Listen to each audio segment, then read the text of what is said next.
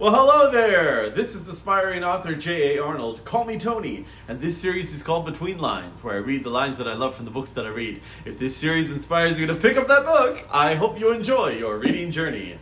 This book comes to us from Dale Carnegie called How to Win Friends and Influence People. The only book you need to lead you to success.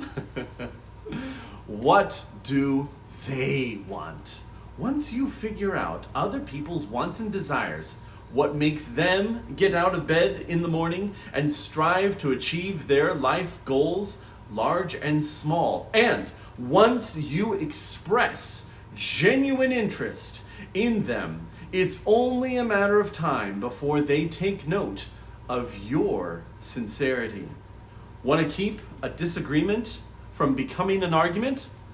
Try the following. Welcome to disagreement. Remember the slogan, when two partners always agree, one of them is not necessary. If there is some point you haven't thought about, be thankful if it is brought to your attention. Perhaps this disagreement is your opportunity to be corrected before you make a serious mistake. Distrust your first instinctive impression. Our first natural reaction in a disagreeable situation is to be defensive. Be careful. Be calm and watch out for your first reaction. It may be you at your worst, not your best.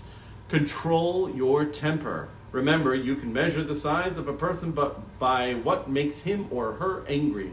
Listen first. Give your opponents a chance to talk. Let them finish. Do not resist, defend, or debate. This only raises barriers. Try to build bridges of understanding. Don't build higher barriers of misunderstanding. Look for areas of agreement. When you have heard your opponents out, dwell first on the points and areas on which you agree.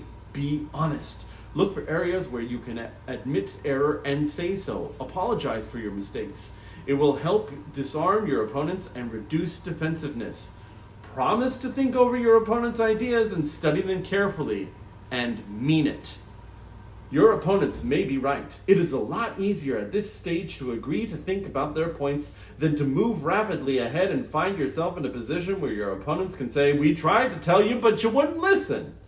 Thank your opponents sincerely for their interest. Anyone who takes the time to disagree with you is interested in the same things you are. Think of them as people who really want to help you, and you may turn your opponents into friends. Postpone action to give both sides time to think through the problem. Suggest that another meeting be held later that day or the next day, when all of the facts may be brought to bear. In preparation for this meeting, ask yourself some hard questions. Could my opponents be right? Partly right? Is there truth or merit in their position or argument? Is my reaction one that will relieve the problem, or will it just relieve any frustration? Will my reaction drive my opponents further away or draw them closer to me? Will my reaction elevate the estimation good people have of me? Will I win or lose? What price will I have to pay if I win?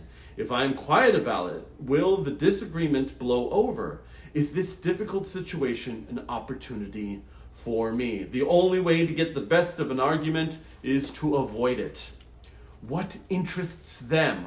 What catches their enthusiasm? Make it about them.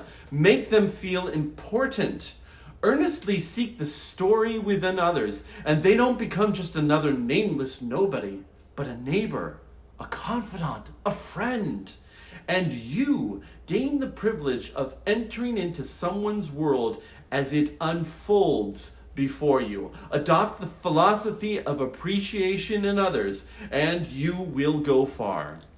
This has been How to Win Friends and Influence People by Dale Carnegie. Talk to a man about himself, and he will listen for hours. Disraeli.